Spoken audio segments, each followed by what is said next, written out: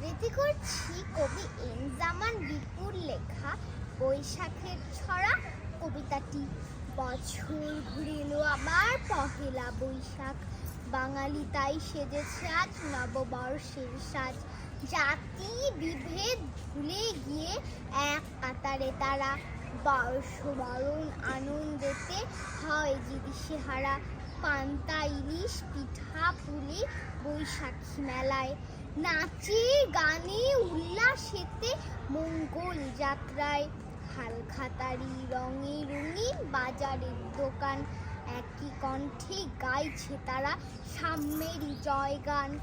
এসো আজকে ভুলি যত জাতি বর্ণ তার বিদ্বেষ, সারা বছর মিলে মিশে থাকবো মোরা বেশ। ধন্যবাদ।